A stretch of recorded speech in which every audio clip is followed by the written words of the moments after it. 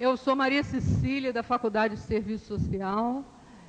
Tenho a honra de estar abrindo esse evento e Lei e Fé, a segunda edição, e gostaria de chamar o ilustríssimo professor Antônio Celso, nosso magnífico reitor, para compor a mesa e estar aqui junto de nós nesse momento.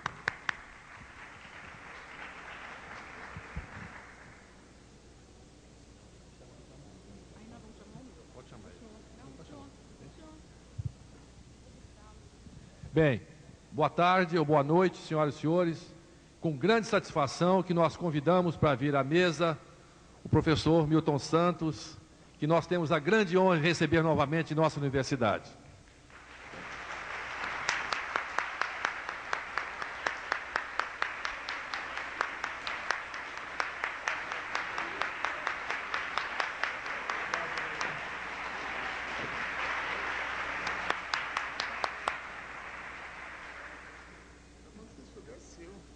Fico aqui, não, é seu. Aqui é seu, por favor.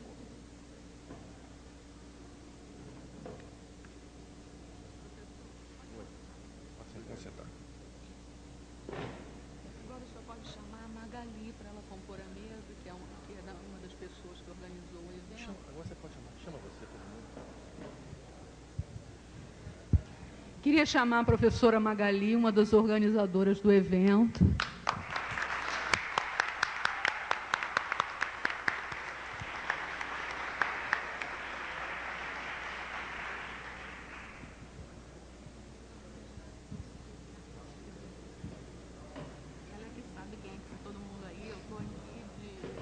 Diga-me, Magali, agora, você vai chamar os outros representantes? Depois eu passo para o senhor, tá? Tá. Abrir a semana, né? Abrir a solenidade. Boa noite a todos.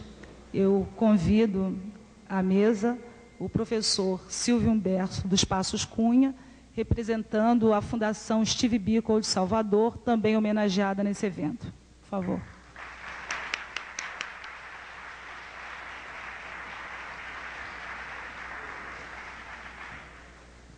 Convido à mesa as 3 entidades da UERJ, as do ERJ, a ZUP e a ZUERJ.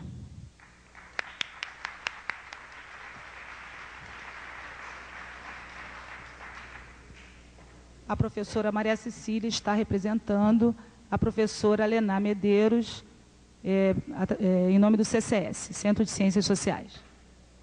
Passo a palavra ao professor Antônio Celso. Bem, composta a mesa, estamos aqui hoje num dia de festa na UERJ.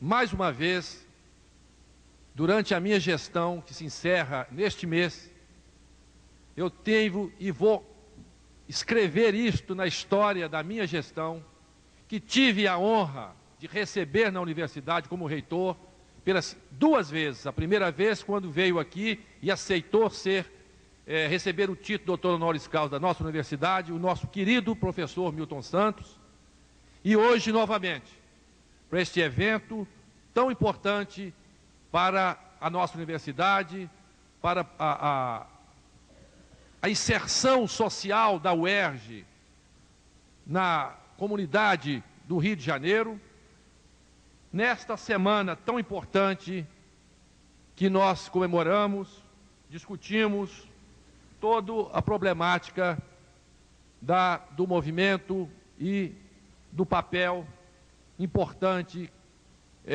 do negro na história e na cultura, enfim, e na política, que é muito importante, como o professor Milton Santos acabou de nos dar uma lição agora, na vida brasileira. Então, nós estamos, professor Milton Santos, muito felizes em poder recebê-lo aqui.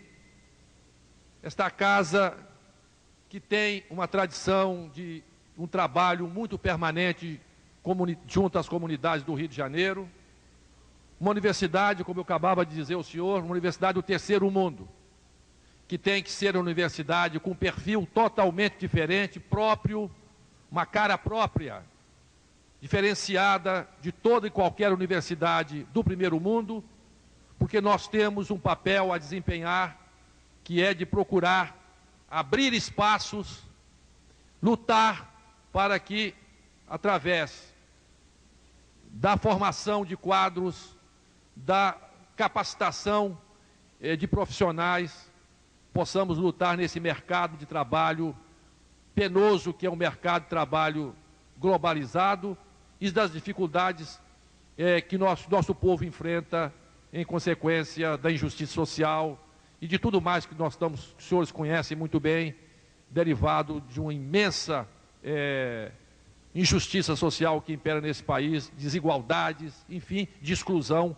que é a marca triste da história do Brasil.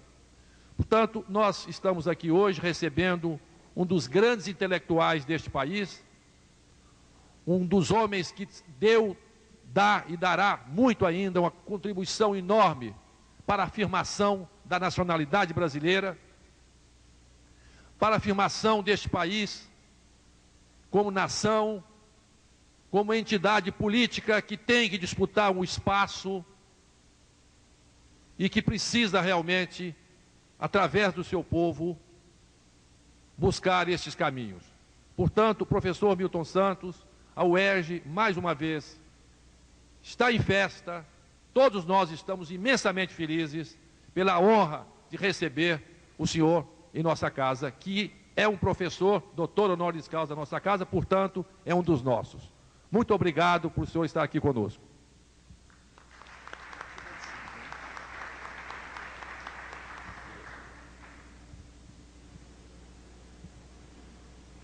Para nós da Faculdade de Serviço Social também é um grande prazer.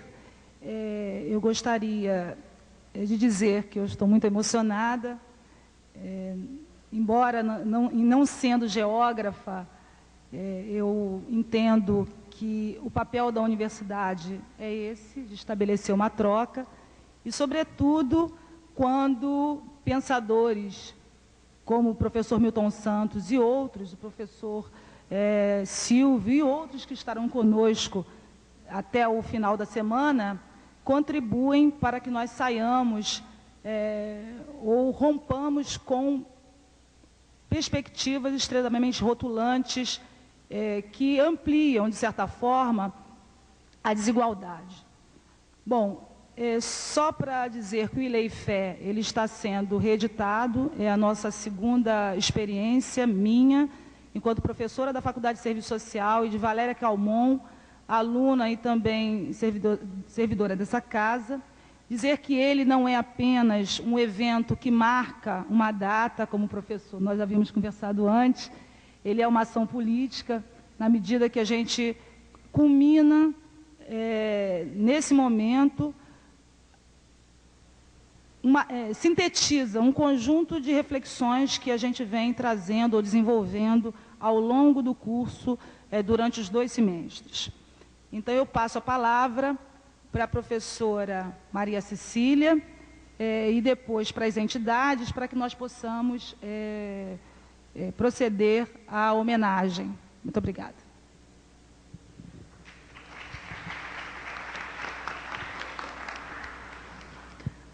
Eu acho que eu vou dizer o óbvio, né? Que todo mundo já disse, que nós nos sentimos muito contentes, a Faculdade de Serviço Social.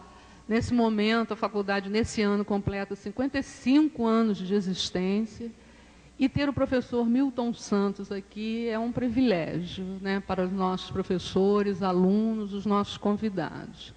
Não vou me demorar, vou ver se Cláudia quer falar mais alguma coisa, agradecer a presença de todos, agradecer os apoios todos que nós recebemos para esse evento, né, e que vai ocorrer no decorrer da semana, e mais uma vez dizer, como a Magali, da minha emoção de estar aqui ao lado de uma pessoa que de alguma maneira tem nos ajudado muito a refletir sobre a profissão que nós temos, né, de lidar com a fome, a falta absoluta de políticas públicas, a exclusão social no nosso dia a dia.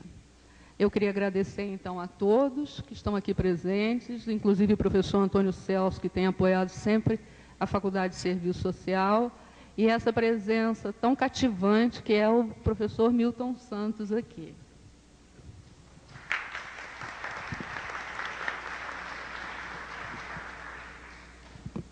Bom, em nome da Associação dos Docentes, e somente em nome, tem vários professores aqui, quadros da geografia e de outras áreas, que tenho certeza, junto comigo,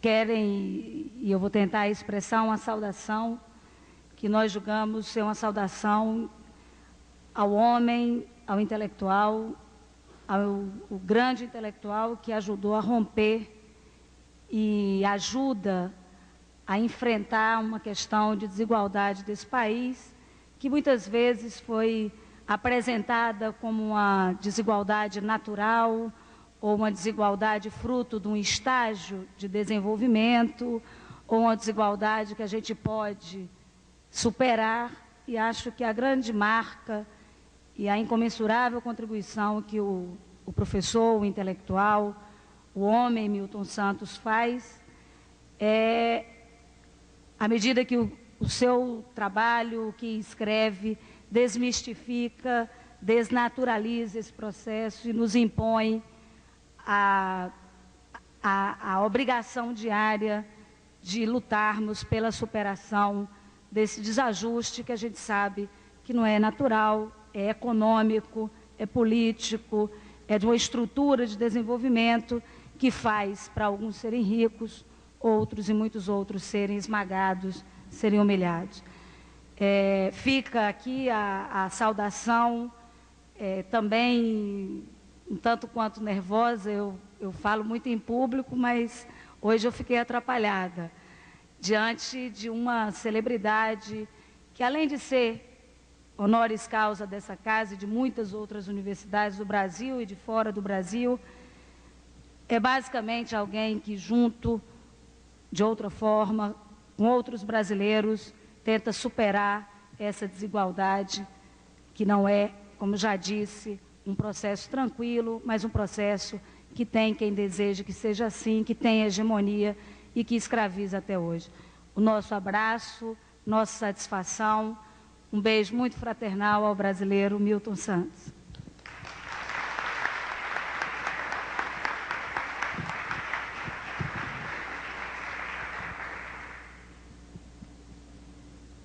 Boa noite a todos. Em nome da Associação de Servidores da UERJ, nós parabenizamos a iniciativa da Faculdade de Serviço Social, da própria universidade, aqui representada pelo nosso magnífico reitor, e parabenizamos essa iniciativa pela importância desse tema, do enfrentamento dessa questão tão disfarçada, né, na tentativa de ser disfarçada na nossa realidade, mas que é importante que a universidade venha abraçar, de fato, essa temática e, mais do que isso, envolver também as entidades representativas dos trabalhadores desta casa, no sentido de que a gente possa unir forças no enfrentamento dessa questão e, mais ainda, na produção do conhecimento e na formação de futuros cidadãos lutadores por uma nova realidade social. E também nos sentimos muito orgulhosos de participar especialmente da abertura desse evento e dessa mesa, na presença do ilustre professor Milton Santos, a quem com certeza vem a brilhantar todo esse encontro. Saudações.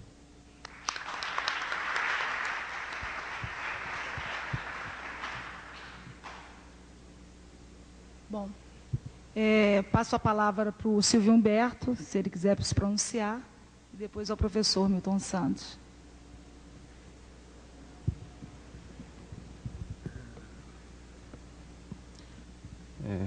Boa noite.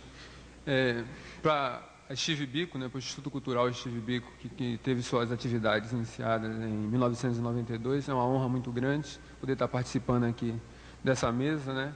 E principalmente por estar ao lado do professor Milton Santos, né, que é um referencial para todos nós, principalmente para os estudantes afro-brasileiros, né, que nessa luta nossa, né, na busca de uma ação afirmativa. E o nosso cursinho, que começou assim nos jardins da escola de economia, de uma iniciativa assim de alguns estudantes, no sentido de aumentar o número de estudantes afro-brasileiros na universidade. Então, saiu dessa pequena ação. A gente, às vezes, a gente pergunta assim, o que é atitude, e a atitude é aquela, assim, uma pequena coisa que faz uma grande diferença. Então, foi isso que nós fizemos em 92. Essa ideia que está espalhada pelo Brasil todo, inclusive tem um cursinho em Mato Grosso do Sul, em homenagem ao professor Milton Santos. Essa ideia que tem aqui, espalhada aqui pela Baixada Fluminense, em São Paulo, no Rio Grande do Sul. Essa iniciativa começou lá na Bahia, a gente não tinha nem essa pretensão. Sei que nós precisávamos fazer alguma coisa.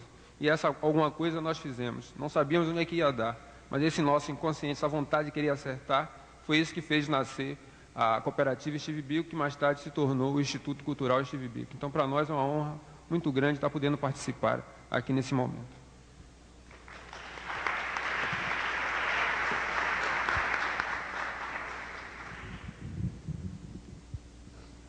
Bom, professor, o senhor queria tecer algumas considerações? Não? Tá. Isso. Eu agradeço. Sim. Então, a gente agora vai convidar a Valéria Calmon para entregar uma homenagem ao professor Milton Santos e, posteriormente, ao professor Silvio Humberto, homenageados desse evento. Queria, para terminar, dizer o seguinte: a gente espera que o ano que vem o Ilê e Fé se constitua um evento da universidade, que ele não seja apenas o evento da Faculdade de Serviço Social, mas uma ação da universidade, e não apenas para tratar de temas relativos à luta e à desigualdade étnica e de gênero e racial, mas, sobretudo, que a gente consiga que a UERJ saia, né, na vanguarda na discussão da implementação de políticas que incorporem não apenas os negros, mas todos os setores que precisam e necessitam do espaço. Então, muito obrigada. Valéria, por favor.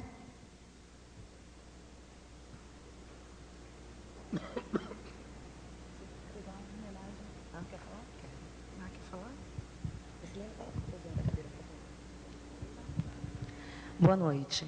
Gostaria de agradecer a presença de todos, principalmente ao professor Antônio Celso, e dizer o quanto foi difícil pelo segundo ano por esse evento aqui dentro da universidade. Em especial também ao professor Milton Santos e ao Silvio Humberto, que aceitaram o convite de estar aqui essa noite conosco. E fizemos um mini troféu para homenagear essas duas grandes personalidades.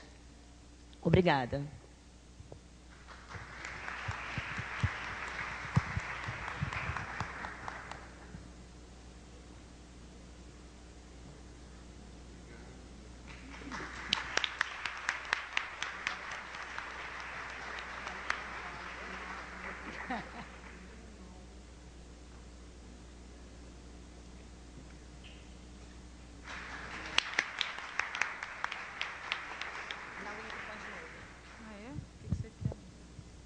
E tem uma terceira homenageada, que não foi colocado nos panfletos, cartazes, folder. É a Magali, que quando eu idealizei esse projeto, foi quando eu recebi um trote de mau gosto, racista e machista nessa universidade. E foi difícil compor a parte acadêmica do projeto. Muitas pessoas vieram, ficaram com medo de pôr seus nomes, né, e se queimarem. E a Magali foi a única que topou comigo de pôr esse evento para frente. Eu vou chorar.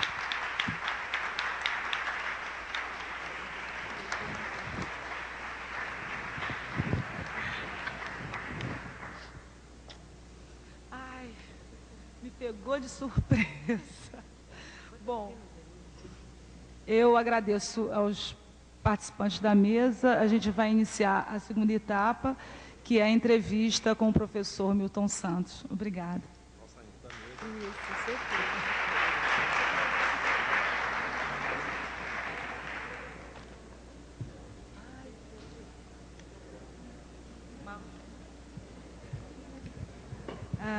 convido agora o jornalista Mauro Viana para dar prosseguimento. Por favor.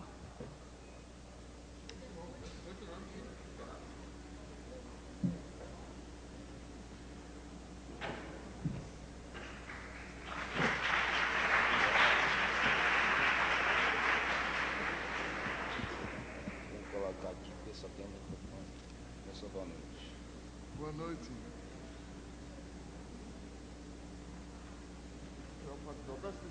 Peço licença às senhoras para... Está liberado. Isso. E prometo que vou ficar por aqui, entendeu?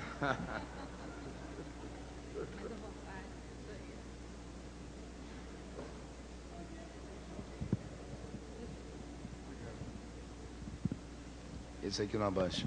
Boa noite. Todo mundo aqui, é claro, conhece a personalidade, o ilustre professor Milton Santos. Mas é sempre bom apresentar, né? O professor Milton Santos é professor titular de Geografia da USP, Universidade de São Paulo.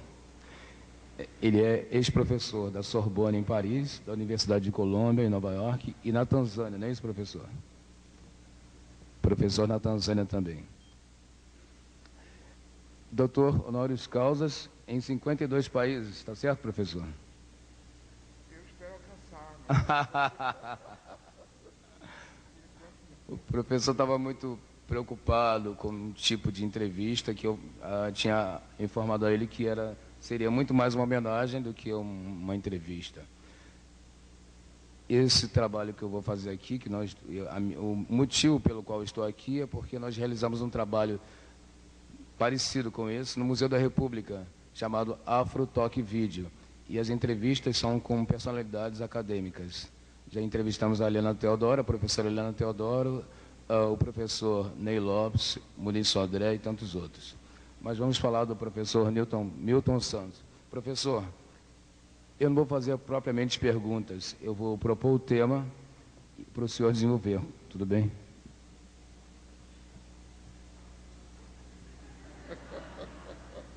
Tá bom? Isso se chama exame vago, chamava-se, quando a gente era mais jovem, exame vago. Sabe, você sabe o que é, né? Não tem lista de pontos, entendeu? Então, vem o cidadão e fica submetido a questões que ele não imagina que podiam sair. Não é isso, Mauro? Exatamente. É um exame vago. Deixa eu colocar aqui, por favor. Obrigado. Como é que está essa coisa desse microfone? Ah, tá. Estão trazendo outro. Tá bom.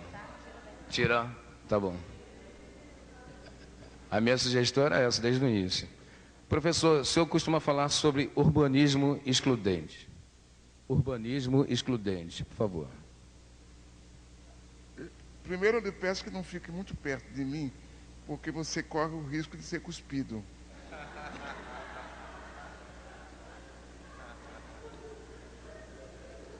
Segundo, eu queria ter uma palavra sobre o tema, a razão dessa reunião, que é a discussão que está em filigrana a respeito da condição negra no Brasil, que eu estou preparando há alguns meses um artigo que eu não consigo terminar, porque ele vai ter só 3 páginas, sobre ser negro no Brasil, porque eu tive a sorte de ser negro em pelo menos 4 continentes.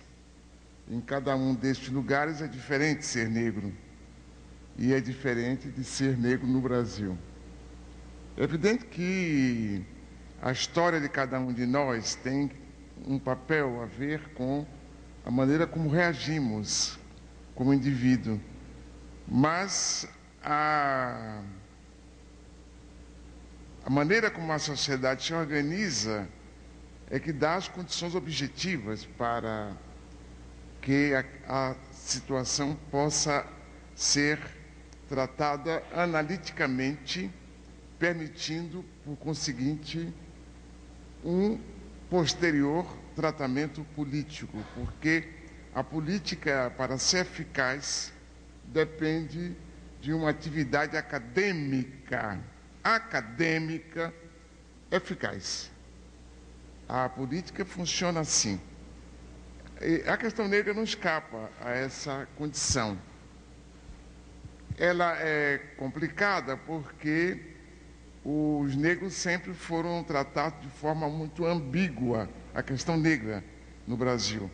Essa ambiguidade com que essa questão foi sempre tratada, o fato de que o brasileiro tem enorme dificuldade para exprimir o que ele realmente pensa da questão.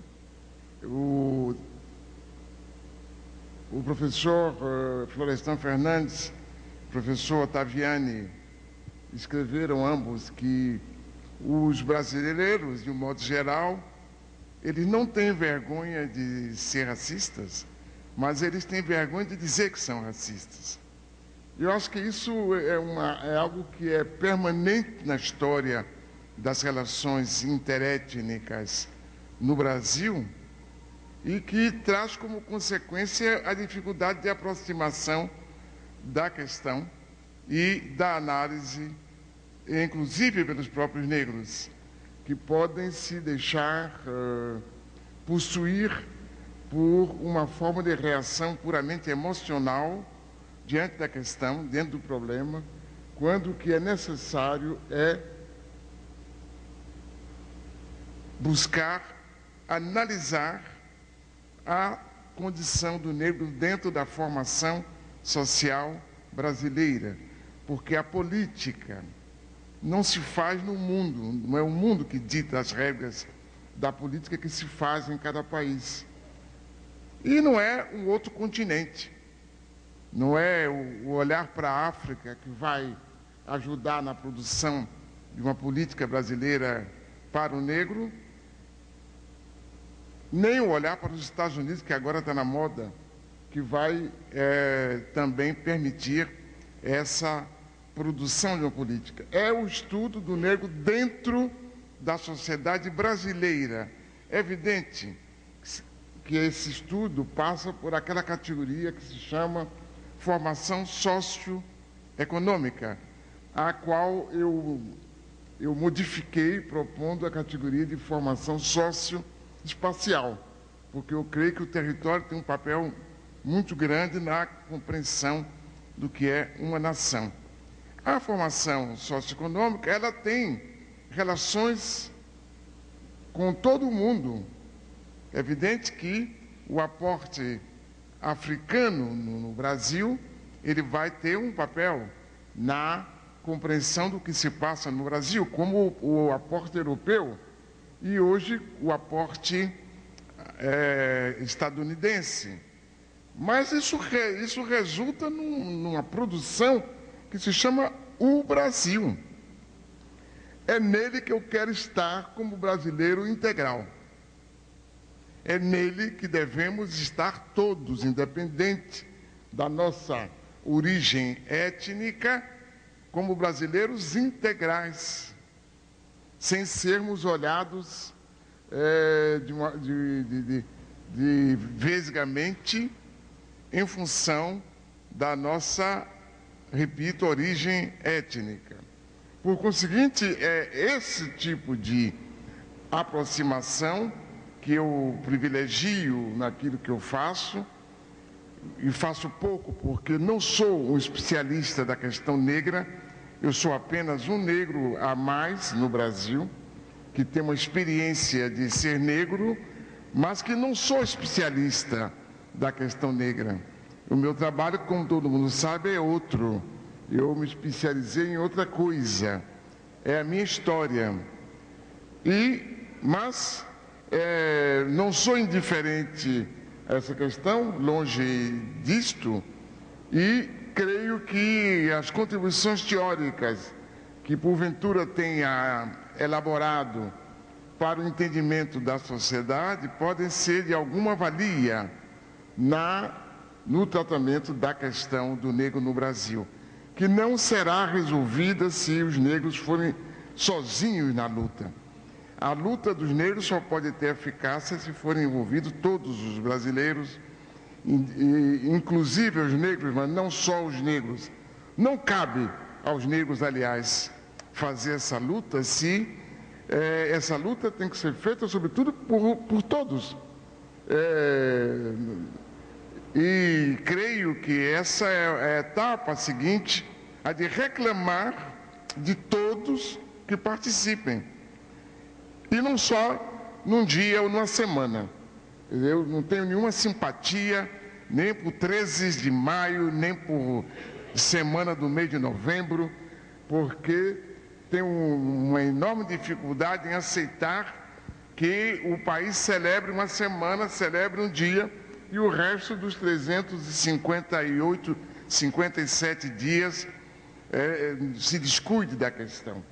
Eu creio que é importante que haja esses dias no sentido de mobilização, só que a mobilização não é obrigatoriamente aquilo que produz a consciência.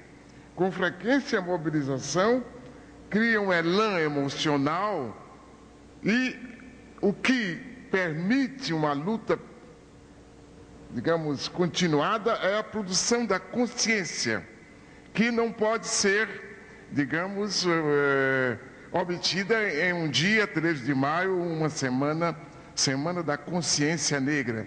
Porque não é questão de consciência negra, não. É questão de consciência nacional. Os negros sabem perfeitamente a sua situação. E é por isso que eu me recuso a vir em reuniões como esta, ou quando me convidam na imprensa ou na televisão, a ficar choramingando, nós somos assim, somos acolá, nós estamos embaixo. Todo mundo sabe disso. Então vamos usar o tempo para outro tipo de preocupação. Inclusive, como eu estava dizendo o meu colega da Bahia, da gloriosa Universidade da Bahia, onde ele foi aluno do meu filho, para mim é um motivo de grande satisfação intelectual e moral, que a questão passa por aí, não é? Essa questão do negro brasileiro, porque é assim que eu me intitulo, eu sou um negro brasileiro, não quero ser outra coisa senão um negro brasileiro, mas quero ser brasileiro integral. E isso, a luta que tem que ser feita passa por criar uma consciência nacional e não por digamos, nos limitarmos à produção de uma consciência negra. Porque os negros já estão cansados de saber qual é a sua condição dentro da sociedade. E para isso é necessário preparar um outro discurso. Eu estou muito mal satisfeito com a maior parte dos discursos dos movimentos negros, porque são repetitivos, esses discursos são pobres e não são mobilizadores realmente, exceto para choramingas. De que adianta continuar dizendo que os negros ganham menos naquele trabalho? Um pouco, todo mundo já sabe disso. Com pequenas variações é a mesma coisa sempre. De que adianta sair dizendo que há um preconceito aberto ou larvar? Todo mundo sabe disso. Inclusive aqueles que o cometem sabem que estão fazendo preconceito, muitos não sabem.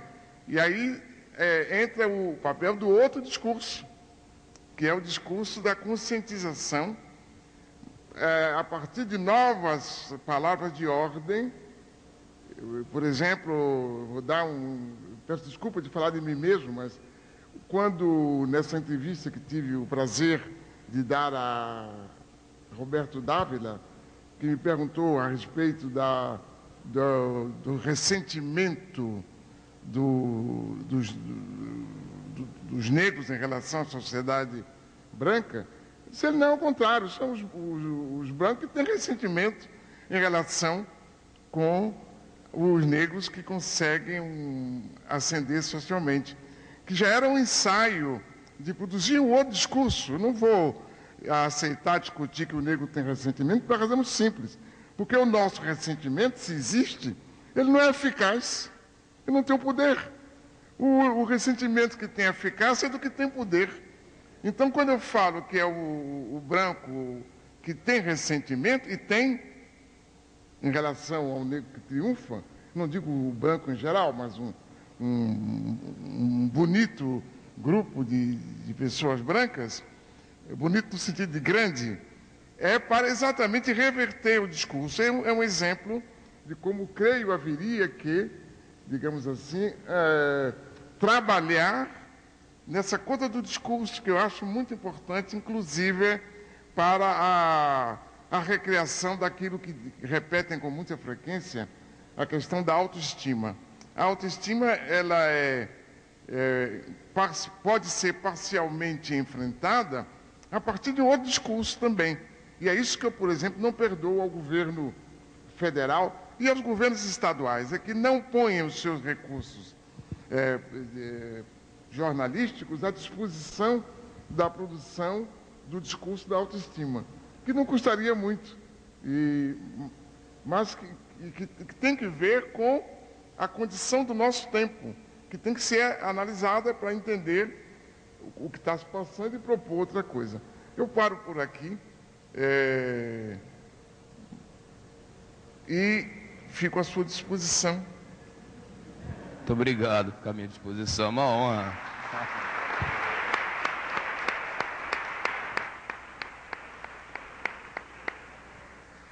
Mas dentro da... Desculpa. Você fica junto de mim por causa da filmagem? Microfone. Ah, sim. Tudo bem. Ok, professor. Podemos agora, então, entrar na parte da qual o senhor realmente é especializado, especialista, que é a geografia. O senhor tem falado muito sobre urbanismo excludente. O senhor podia, por favor, abrir assim. Esse baú, como ele disse ali. Agora o senhor tem microfone, então. Posso ficar bem longe agora.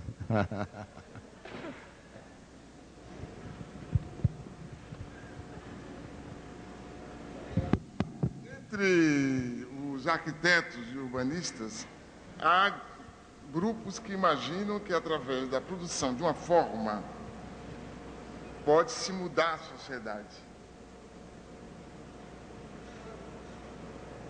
É a grande, digamos assim, forma, maneira.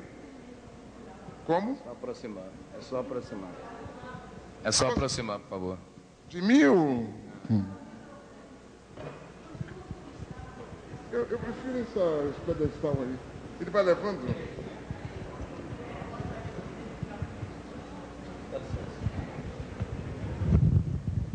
Obrigado.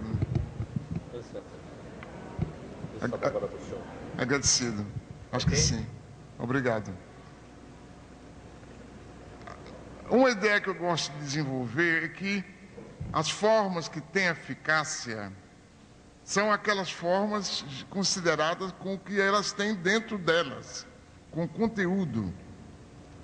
O valor da forma é dado pelo conteúdo que ela recebeu. E é por isso que a noção de sítio, que é uma noção familiar aos geógrafos, tem sempre que ser considerado a partir da ideia de sítio social. Quer dizer, os lugares têm um valor. O valor que cada lugar tem determina, de alguma forma, o tipo de pessoa que vai nele se instalar. E como a sociedade tem uma propensão a se reproduzir, a forma social, sítio social, ela participa do processo de reprodução da sociedade, ampliando. E é por isso que a cidade não apenas recebe pobres, ela cria pobres, pela maneira como ela é. É nesse sentido que se pode dizer que o urbanismo praticado no Brasil é excludente.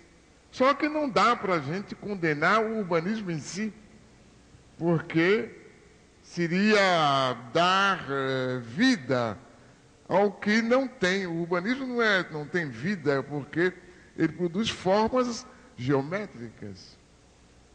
O que é excludente mesmo é a sociedade.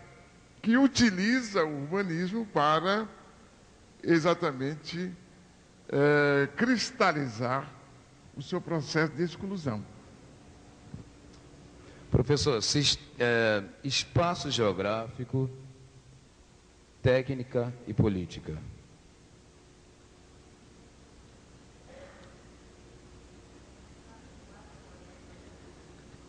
Quatro horas eu não...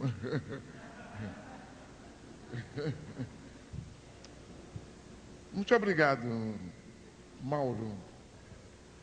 O espaço geográfico somente é compreensível através da análise desses dois fatores, a técnica e a política. Desde que o homem existe como homem social, ele produz técnicas. Muito antes dele produzir técnicas que transformaram fundamentalmente a natureza.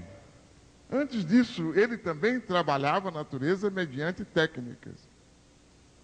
Só que, ao contrário do que nos fazem crer, as técnicas não são autônomas. Elas não têm valor em si. O que dá valor à técnica, ou às técnicas, é a política, entendida naquilo que há de mais genuíno na vida social, que são as ações. Toda e qualquer ação é política. Inclusive a ação de pensar é política. A ação de produzir um discurso é política. É essa política que cada um faz na medida das suas possibilidades. Porque a política também é exercício da cooperação e da contradição a partir das possibilidades de cada qual, que o espaço vai se refazendo, se renovando e se definindo em qualquer que seja o seu momento. Sem isso a gente não entende. E aí a gente volta à sua primeira pergunta. O urbanismo, ele pretende ser filosófico, na medida em que há uma ideia por trás, em muitos urbanistas, de como a sociedade deve se organizar. Mas ele se dá como produção de formas e de arranjo entre formas, isto é, pelo uso das técnicas possíveis num dado momento. Isso não significa que a política do uso das formas tenha sido contemplada na produção daquela ideia urbanística. Então, a sua pergunta tem toda a razão de ser. O espaço, ele revela essa relação entre a técnica e a política, e é por isso que disciplinas como a geografia acabam sendo, neste fim de século, disciplinas que ajudam mais que outras disciplinas a interpretar o que é a vida social. Porque tudo começa e termina no espaço. Não há nada que, direto ou indiretamente, não acabe por se instalar no espaço geográfico. Muito obrigado.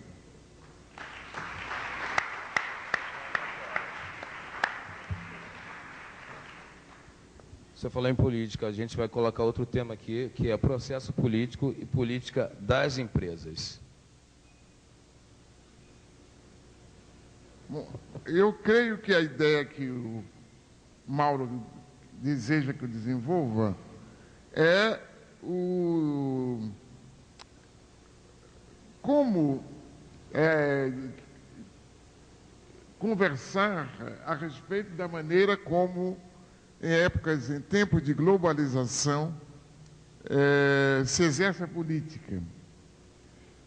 Eu sou ainda de um tempo, e algumas pessoas que estão aqui também são, de alguma forma, no qual se dizia: o político é o Estado, a empresa é o econômico. Quando chega o consumo, depois da Segunda Guerra Mundial, e a gente vê que o consumo é cultura, que o consumo é política, que o consumo é economia, na realidade ele é economia porque, sobretudo hoje, porque ele é anticultura e é política, a gente começa a se perguntar se esse tipo de enfoque é válido. No caso brasileiro atual, por exemplo, as grandes empresas têm um poder político e uma capacidade de realização política maior que instituições públicas, inclusive o Estado Nacional. Quando uma empresa se instala, ela... Será que eu estou chateando as pessoas? Não? Não? Bom, então, se tiver, me digam, mas francamente, deixa de ser chato, pare com isso, né? Então,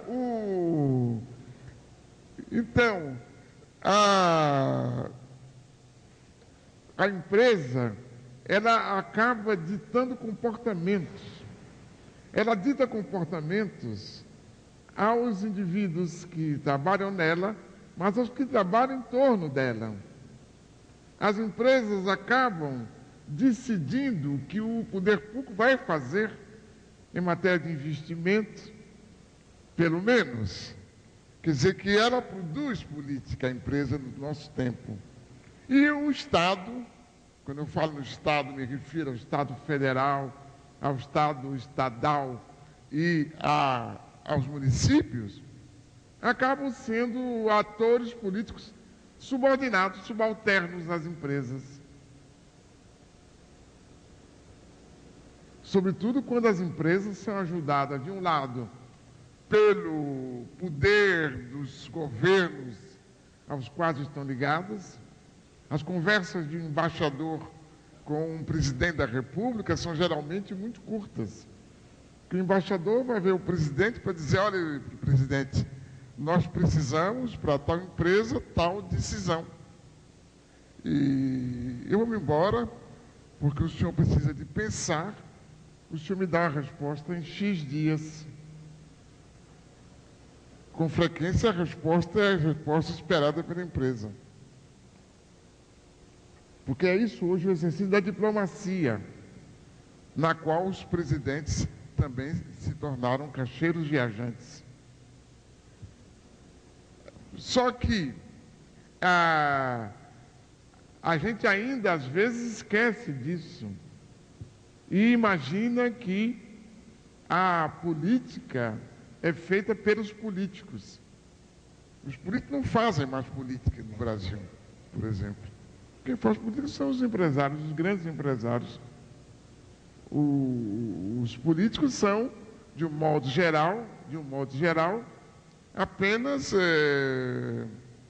pessoas que fazem discurso. Mas a política que tem eficácia, que tem efetivamente uma consequência sobre a vida de todos, é feita pelas empresas. Professor, por favor, técnicas das... E é por isso que há no Brasil uma desordem, porque as empresas não podem ser altruístas, elas são egoístas, por definição. E se cada empresa puxa para o seu interesse privatístico, individual, né, brutalmente individual, o que nós temos na produção do campo de forças, que é a vida no território, é, digamos, esse passeio permanente da agressividade em benefício de cada qual empresa. E esse abandono das preocupações com o social, que é típica da situação atual do país.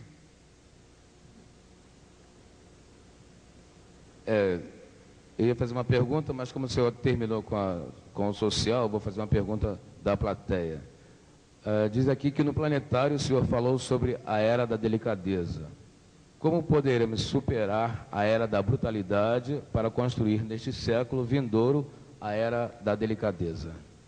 Bom, acho que a primeira coisa que a gente deve insistir é sobre o fato de que em nenhuma outra época da história do homem as ideias foram tão importantes. Em nenhuma outra época. Na medida em que tudo hoje depende da ciência e da técnica, as ideias precedem tudo, para o bem ou para o mal. Por enquanto, sobretudo para o mal. A universidade encontra aí um papel de renovação da sociedade se ela decidir renovar-se ela própria. O que eu quero dizer é que, se nós, na universidade, acreditamos nessa força das ideias, que podem se transformar em história um dia ou outro, porque o entendimento do que é o mundo, do que é o lugar, do que é cada um de nós, em grande parte é devido à maneira como elaboramos o nosso pensamento. É a maneira como o pensamento é elaborado que acaba por determinar uma boa parcela do nosso comportamento. Não daquele comportamento que é subordinado à necessidade imediata de subsistir. Porque aí nós somos pragmáticos. Mas a vida do homem não é feita apenas do trabalho. A vida do homem é feita também da produção de ideias quanto ao futuro e de decisões íntimas quanto à produção do futuro, se a ocasião for aberta. Então, eu creio que esse que é o grande, a grande, digamos, novidade, é uma das grandes novidades do nosso tempo, e que coloca o homem da faculdade numa posição de responsabilidade que ele nunca teve antes. Os enciclopedistas não tiveram a mesma responsabilidade que nós temos. O problema é que nós não temos fé. A nossa geração acredita pouco. E os próprios homens da faculdade acreditam pouco no seu trabalho. E são, com frequência, extremamente pragmáticos. E recusam a noção de, por exemplo, de utopia, a respeito da qual as pessoas formulam um sorriso de descrença ou de mofa quando essa palavra é pronunciada. Então, eu creio que essa que é a grande possibilidade de construção da era da delicadeza, em contraposição àquilo que existe hoje, que é a era da brutalidade. Essa era da delicadeza tem que existir antes da nossa cabeça, como uma possibilidade. Eu creio que, quando a gente olha para o que se passa nas camadas mais pobres da sociedade, a gente vê que essa era da delicadeza é possível, porque os pobres são muito mais solidários do que as classes médias, isto é, nós costumamos ser. Eles dão um exemplo de solidariedade que nós não desejamos ter. E então eu creio que essa era da delicadeza, que vai chegar com o que eu chamei um dia de período popular da história, depois eu adociquei chamando de período demográfico da história.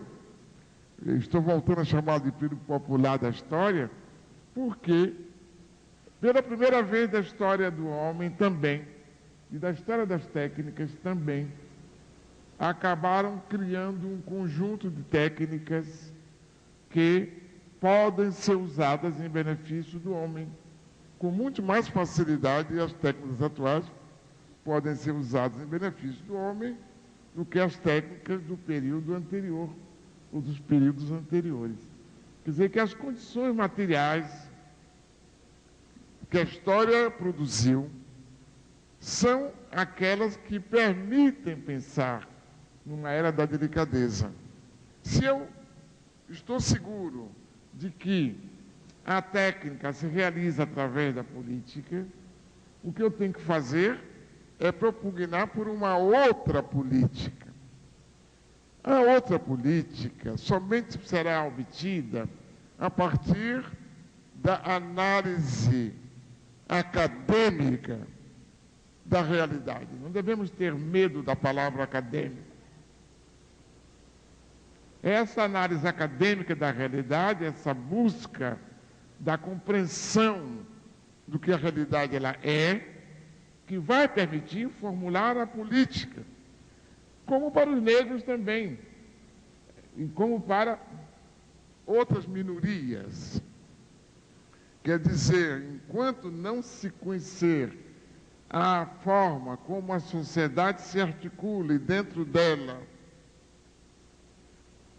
por exemplo, os negros, e a forma como a sociedade se articula para produzir a sociedade da brutalidade, eu não estarei capaz de nem contribuir corretamente para a redenção dos negros, nem para a produção da era da delicadeza. As duas coisas vão chegar ao mesmo tempo. Ok, chegou o informe aqui que as pessoas, é claro, podem fazer perguntas por escrito. E tem duas perguntas aqui que eu vou juntar em uma só. Professor, diz aqui a pessoa que não se identificou, não tem nome, mas uma pergunta diz: qual foi a sua opinião ao ver que uma revista de grande circulação como a Veja pôs como manchete principal a questão do negro invadindo a classe média? A outra... Eu não entendi isso. Você põe muito perto de você o microfone. A outra é... Então, essa sua vocação gastronômica quanto a microfones me impede de entender o que você está dizendo. Entendeu? É porque tem um eco que vem de lá para cá que não tem caixa. Normalmente teria que ter uma caixa aqui na nossa frente, para dar o retorno, como diria Tim Maia. Eu não entendi a pergunta. Sim, são duas perguntas, eu vou formular numa só. A primeira diz assim, sobre a revista Veja, que colocou em manchete, está ouvindo? O negro invadindo a classe média, o negro invadindo a classe média, diz aqui. A outra diz assim, a favela é, na Bahia, chamada de invasão. E a pergunta, são estratégias de sobrevivência? Aqui no Rio é favela, na Bahia é invasão. Essa denominação diferente, essas diferentes denominações, a pessoa quer saber se é uma estratégia de sobrevivência. E o caso da revista Veja? Primeiro, em última análise, o consumo é um amolecedor das pessoas. E ele acaba, o consumo, por aparecer como algo de contraditório quanto à cidadania. Então, glorificar o negro como consumidor não significa estar ajudando a luta dos negros para se afirmarem dentro da nação. Ao contrário. Ao contrário. É evidente que a gente deseja que todos possam consumir aquilo que é necessário, ou aquilo que desejam quando possam. Isso é uma coisa. Mas a minha posição na sociedade não vem daquilo que eu consumo. Se eu trabalho na ótica do futuro, né? É a minha posição relativa na sociedade que depende da política e não do consumo. Porque o negro pode continuar a ampliar o leque de consumo sem que a sua posição relativa na sociedade política mude. E se não muda essa posição relativa, também não mudará a quantidade e a qualidade da sua cidadania, que essa é a questão. Que essa é a questão. A revista, por exemplo, Cor Brasil, como chama? Raça. Eu conheço o diretor, que é uma pessoa amorável, agradável, e me disse várias vezes que não colaboro com essa revista enquanto ela não abandonar esse viés extremamente consumista, que é a glorificação do negro consumidor. Porque isso, inclusive, pode servir de amortecedor do elan, do ímpeto do negro de se tornar um cidadão completo no país. Eu sei que não é fácil dizer isso, porque é evidente que os negros querem consumir, por que não? A questão é a duplicidade do ser de cada um de nós, porque nós somos seres dúplices. No sentido de que, de um lado, nós nos subordinamos a todas as leis da necessidade, e o consumo aparece como essa lei no mundo da publicidade, do status, etc. Mas eu também quero ser outra coisa, eu quero ser uma individualidade forte. O que depende, de um lado, de mim mesmo, isto é, daquilo que eu construo dentro de mim para fortalecer o meu eu, mas que depende também da maneira como eu interajo com a sociedade. E essa minha interação passa pela forma como a cidadania é definida.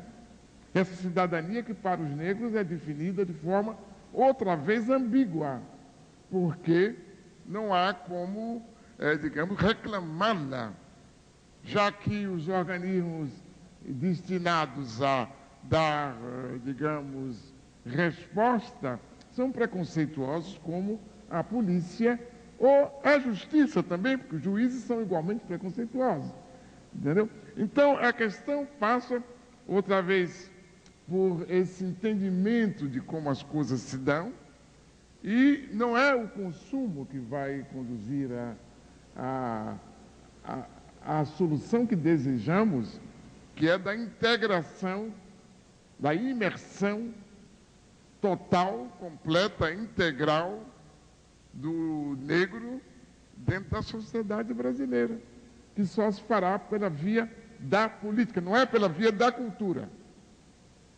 O passado é apenas uma âncora. Quem não olhar para o futuro não será capaz de construir a sua vida. Isso sempre foi assim. E hoje, mais do que antes, em função das novas condições históricas sobre as quais nós vivemos. O passado não é condição para a construção de coisa alguma. Aquela coisa que me ensinaram, a história mestra da vida, pode ter sido válida nos séculos anteriores. Hoje não é mais. O que me ensina a vida de hoje é o futuro no qual eu penso. Porque cada uma de minhas ações já está embutindo uma atitude diante do futuro, e não do passado ou do presente. Cada coisa que eu faço, cada palavra que eu pronuncio, são o futuro se tornando presente. O futuro, isto é, esse conjunto de possibilidades oferecidos, de um lado, pela minha pessoa, isto é, aquilo que eu fiz do meu corpo, mas não o meu corpo, mas aquilo que eu fiz do meu corpo, e pela história, hoje uma história global. É isso que constrói, que permite, digamos assim, agir no presente. E isso é o futuro. Porque aquilo que eu transformei, o conteúdo do meu corpo, o conteúdo moral do meu corpo, o conteúdo político do meu corpo, o conteúdo intelectual do meu corpo, o conteúdo emocional, que também é social do meu corpo, que são construções, nas quais o meu eu tem um papel grande. Só que o meu eu não existe independentemente do eu dos outros. O meu eu existe realmente em função da sociedade. Daí essa necessidade, no caso dos negros, dessa ideia, digamos assim, esse convite que nos é feito todo o tempo para olhar para trás, pode ser uma trampa, no sentido de evitar que olhemos para frente. E é olhando para frente que se constrói alguma coisa e não olhando para trás. Porque o que está atrás é apenas uma âncora, mas não um instrumento de luta na conquista do futuro. Então, o consumo não pode ser visto como algo que realmente dignifique o negro. O consumo o quantifica, porque, afinal, através do consumo, com frequência, recusamos ser um homem completo e aceitamos ser uma coisa. O resultado último do consumo é essa convocação às pessoas para serem coisas. Eu não desejo que os negros do Brasil se deixem embalar por esse canto, e a revista Veja faria melhor se, em vez de uma edição a respeito disso, ela cuidasse todas as edições de falar no assunto de uma forma correta. Outro dia, uma gentil jornalista negra, creio eu, pelo telefone não pude ver a cor da pessoa, do jornal O Tempo. Ela, coitada, estava muito contente que o jornal O Tempo de Belo Horizonte criou uma página para os negros. E ela veio me pedir para ocupar essa página. Eu fiquei muito contente que ela me considerasse como digno, mas disse: eu não vou participar disso. Porque por que os negros têm que ter uma página no jornal? Tem que estar em todas as páginas. Pelé, porque é um grande esportista, Ataúfo de Paiva, porque foi um grande músico, o Didi como grande escultor, o diretor da Pinacoteca de São Paulo como um grande artista, esse grande historiador negro carioca, Joel Rufino, como um grande historiador, tem que ter lugar nas páginas do jornal, mas na página onde entram os historiadores. Tem que ter página para negro, separado do jornal. Isso é uma forma também de discriminação, porque é colocado num espaço particular. Quero estar em todos os espaços da nação,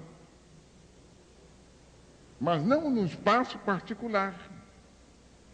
Eu não sei se a menina entendeu, mas o meu papel não é agradar as pessoas. O professor que quer só agradar não é digno. A dignidade é o resultado da transmissão daquilo que a gente acredita, daquilo que a gente pensa que é naquele momento a sua verdade, que tem que ser dita. O trabalho do intelectual é esse, e é por isso que ele geralmente é profético, porque a verdade não é dada quantitativamente, a verdade aparece como qualidade. E ela, sobretudo nos tempos de hoje, que dão uma importância tão grande à quantificação, é muito difícil levar isso em conta. Mas a verdade é que, o fato é que é o qualitativo que muda as circunstâncias, e não o quantitativo. E é por isso que as mudanças se dão na base da surpresa, Ora, o nosso trabalho, eu creio, é produzir, ajudar a produzir as surpresas, entendeu? Então, não é através da condição de consumidor que nós vamos avançar. Muito obrigado à Veja, mas que faça outra coisa.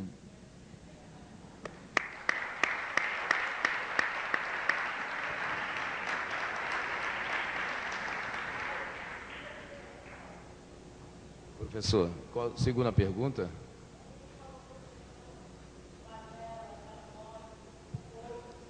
Ela está lembrando sobre a segunda pergunta, que na Bahia se chama-se invasão, no Rio, favela, o espaço geográfico. Se isso é uma estratégia, você não respondeu.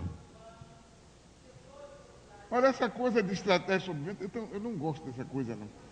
Eu acho muito sem graça isso, entendeu? Estratégia de sobrevivência, bobagem muito grande.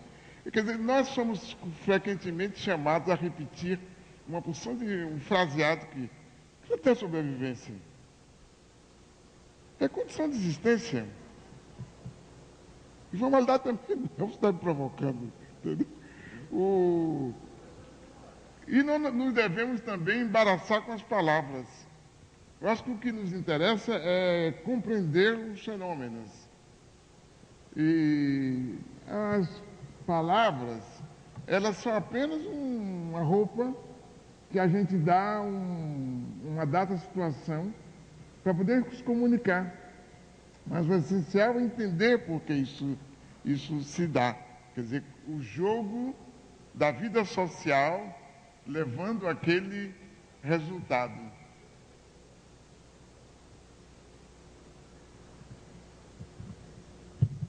Professor, o senhor está escrevendo um outro livro, um trabalho sobre uma outra forma de globalização, não é isso? Eu estou escrevendo 14 livros, entendeu?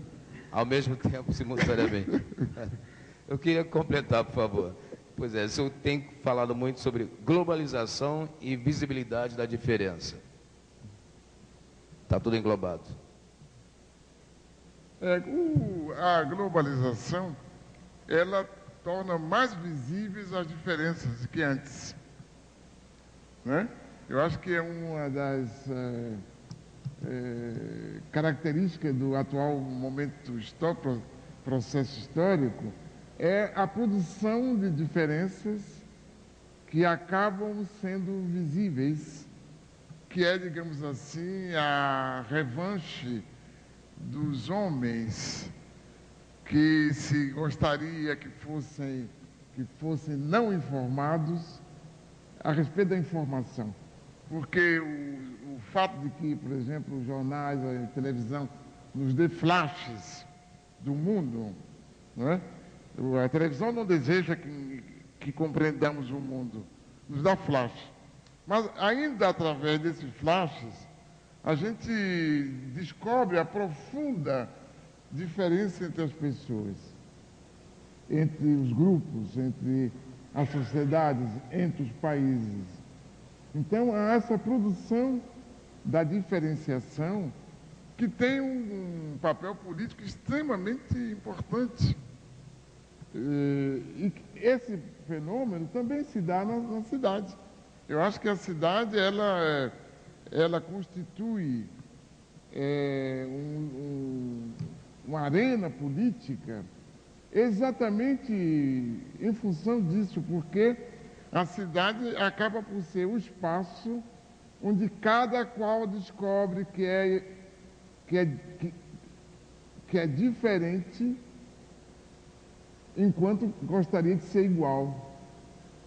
É isso que faz com que as pessoas, mais cedo ou mais tarde, despertem para a luta política. Essa convocação à consciência da desigualdade que é produzida socialmente. Porque na cidade eu descubro, porque não sou como vizinho, e pergunto a mim mesmo por que não sou como vizinho. E é essa pergunta que é uma pergunta política que cada um de nós dirige a si mesmo, buscando entender.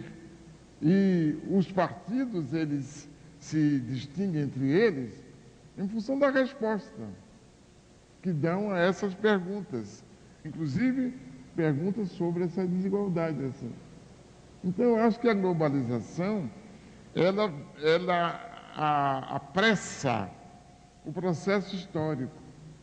Como ela tem uma base ideológica muito forte, ela também dá a impressão de que é irreversível. Mas quando a gente analisa o processo globalitário, e aí está o livro que eu estou terminando de escrever,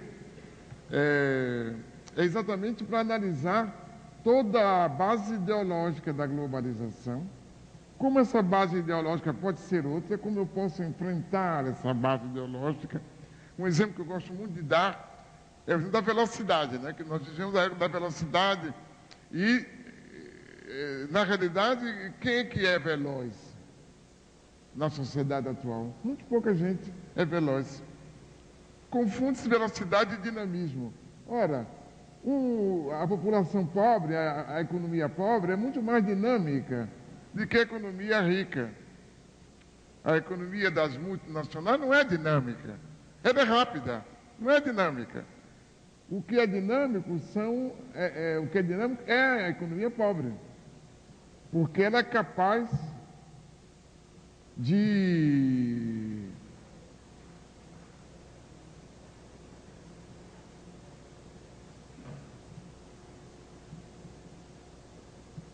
o que eu estava dizendo mesmo? Ela é capaz de ir se refazendo a partir do seu próprio caldo de cultura, coisa que a economia rica não pode.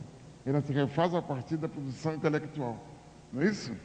Então, eu creio que é por aí que a gente teria que, quer dizer, ampliar o leque das nossas análises para produzir um discurso acadêmico competente que poderá servir de base a um discurso político correto.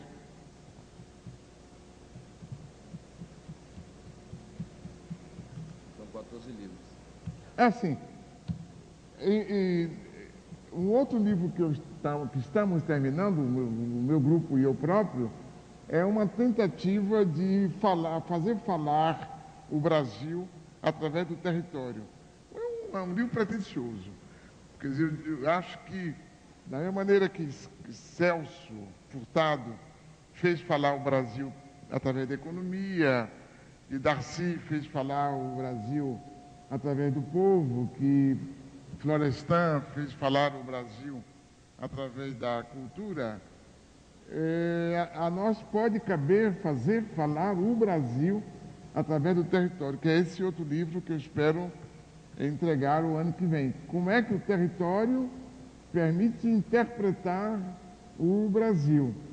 E tentando mostrar os elementos analíticos dessa interpretação e explicitando de forma clara, porque se eu não explicito de forma clara quais foram os elementos que eu tomei para produzir minha análise, eu estou impedindo os outros de discutir comigo. A discussão só é possível quando eu explicito as bases do meu pensamento. Quando eu escamoteio a base do que eu penso, eu não deixo o outro entrar. Por conseguinte, eu estou fingindo que eu estou discutindo, mas não estou. Os outros livros são... eu irei fazendo depois, entendeu? É um esclarecimento. Tem várias perguntas aqui e nós fizemos um acordo com o professor de tempo. Então, se eu fizer cada uma dessas perguntas com o tamanho que elas têm, só o enunciado, entendeu? Nós vamos levar muito tempo, ele já está um pouco cansado e nós fizemos um acordo. E eu vou fazer uma última pergunta, que tem a ver com a pergunta aqui do público. Você falou de globalização nesses 14 livros, o senhor tem abordado muito esse tema. Mas tem uma pessoa aqui perguntando por que o senhor é otimista se nós vivemos no caos? E por que o senhor diz que pode se construir um mundo gostoso? Primeiro, eu aconselho que compre o livro, entendeu? Mas eu creio que no livro que eu publiquei em 96, chamado A Natureza do Espaço, acho que ali já estão, na realidade, o livro que eu vou fazer agora, que não vai ter tanta citação, podia ser até reprovado no exame com esse livro, no exame do mestrado, porque não vai ter citação. E a base histórica já está ali. Quer dizer, eu acho que, eu vou repetir uma bobagem que eu gosto de dizer sempre, é que o mundo é definido. A palavra definido me choca, porque a palavra definição eu não gosto dela. Entendeu? Mas, enfim, só para discutir, o mundo é definido pelas possibilidades presentes então. Quer dizer, o mundo de Pedro Álvares Cabral, ele se definia pelas possibilidades existentes então. O mundo dos enciclopedistas era definido pelas possibilidades existentes então. O mundo do começo do século XX era definido pelas possibilidades existentes então. Possibilidades realmente existentes. Quer dizer, aquilo que eu posso já utilizar. Isso é a primeira ideia. A segunda ideia é que o homem jamais utiliza todas as possibilidades existentes. Ele constrói as situações a partir de algumas possibilidades e deixa de construir outras a partir de outras possibilidades. Então, cada vez que eu examino o mundo, ou o país, ou o lugar, a partir do que existe, eu não estou examinando nada. Eu tenho que examinar, eu tenho que estudar o que existe e o que não existe. O que pode existir, mas não o que pode existir com o produto da minha inteligência ou da metafísica. O que pode historicamente existir. Então, o mundo de hoje, o que é que ele oferece ao homem? Oferece esse conjunto de técnicas doces. Essa mistura de gente, que eu acho que é uma coisa extraordinária. O fato de que as pessoas se misturaram, nunca ouvi isso. Não é? Babel é apenas uma alegoria. Hoje é Babel mesmo. Quer dizer, Babel que foi Nova York, depois foi Londres, e que acabou sendo Paris, mas também Los Angeles, mas também o Rio de Janeiro, mas também São Paulo, mas também Lagos, Ife ainda não, Lagos ou Dakar, ou Abidjan.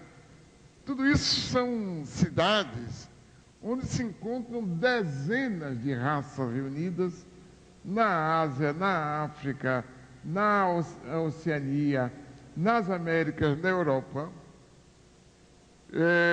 com a multiplicidade de gostos, de sabores, de cheiros, de culturas, de línguas, de crenças, de religiões, tudo junto. E mais do que em todo outro momento da história, todo mundo junto em cidades. Se vocês olharem, por exemplo, o percentual de pessoas que vivem em cidades ao longo desse século, vejam a África, por exemplo, a América Latina é dita o continente das cidades. Mas a África também, quer dizer, as grandes cidades africanas, quer dizer, pessoas reunidas num pequeno espaço, isto é, podendo, por conseguinte, ampliar as suas trocas. Acho que essa grande novidade, ampliar as trocas sendo diferentes e querendo ser iguais, que tem um potencial político extremamente forte. É isso que faz com que eu creia que as coisas não vão ficar como estão. É evidente que nós vivemos sob um sistema que nos acorrenta, nós somos acorrentados pelo dinheiro, pela informação. Não é isso? Tudo que nos ensinam a fazer e tudo o que nos ensinam para ver como as coisas são, que é talvez a maior prisão nossa, não é isso? Quer dizer, essa dificuldade que nós temos para esquecer, que é a única forma de enfrentar o futuro, é esquecer, inclusive as nossas teorias, né? E os nossos métodos, buscar outros. Então eu creio que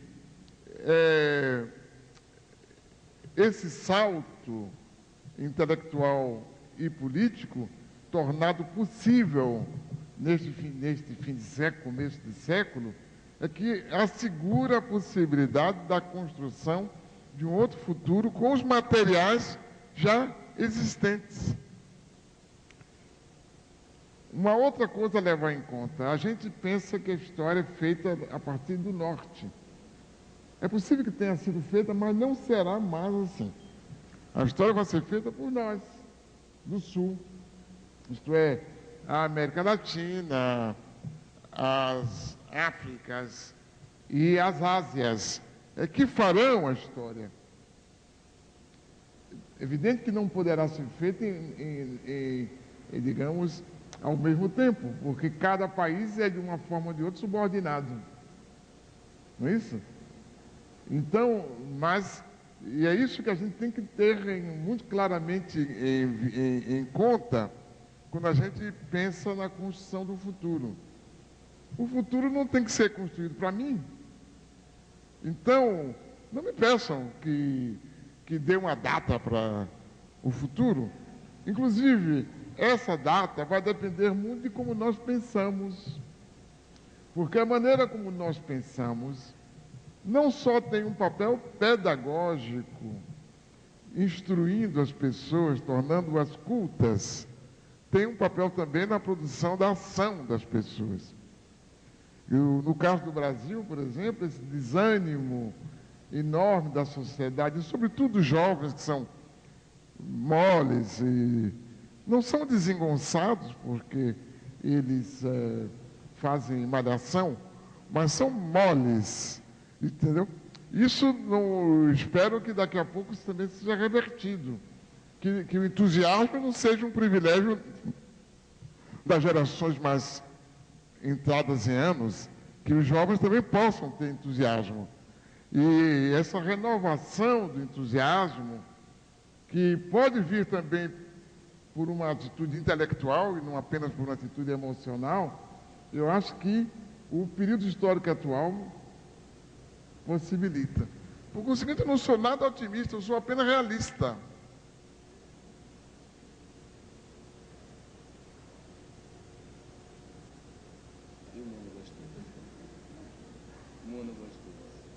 O mundo gostoso? Ah, o mundo gostoso. O mundo gostoso será esse que está por vir, não é isso? E que nós vamos juntos construir. Construí-lo a partir da universidade. Acho que nós é que temos essa obrigação. Porque essa produção do pensamento livre, ela é feita pelos artistas e por nós. Não é? Só que nós codificamos. Né? O artista, ele realiza sempre um páramo, ou ele busca realizar sempre um páramo. Enquanto que a nossa busca é de codificação, da produção de um discurso, não é? Que tem uma base dita científica, mesmo quando a gente não faz ciência, como os cientistas sociais, que por sorte não fazem ciência, né? Mas propomos interpretações, não é isso? Eu acho que é esse que é o nosso trabalho, coerentes com a história de cada momento. Enquanto que o artista ele tem uma visão histórica, transtemporal, porque uma obra de arte ela tem valor independentemente do seu tempo, não é isso? Enquanto que as nossas interpretações são todas elas balizadas pelo tempo histórico que nós vivemos. Então, eu creio que a atingir isso que eu estou a que estou me referindo, que alguns acham que é otimismo, que é, como se diz, utopia, que não sei o quê, será tanto mais possível quanto nós trabalharmos, lembrados de que os órgãos intelectuais são dois, o cérebro e o traseiro. Isto é, tem que sentar para estudar, para ler, E não basta o cérebro.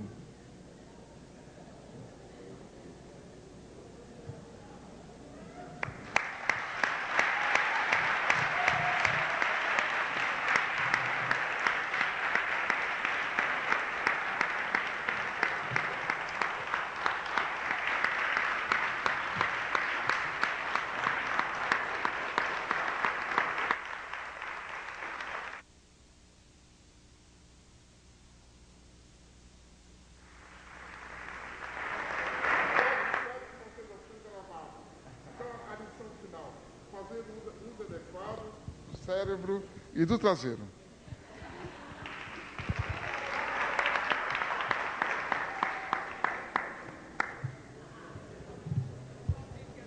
Obrigado à presença de todos. Muito obrigado, professor Milton Santos, geógrafo, um dos nossos pensadores desse século, um dos maiores. Obrigado.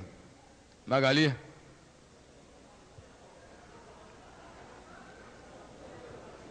Magali, o professor Celso. Pessoal, para encerrar aqui o evento. Encerrar oficialmente o evento aqui. Em nome da Faculdade de Serviço Social, nós queremos agradecer ao professor Milton Santos,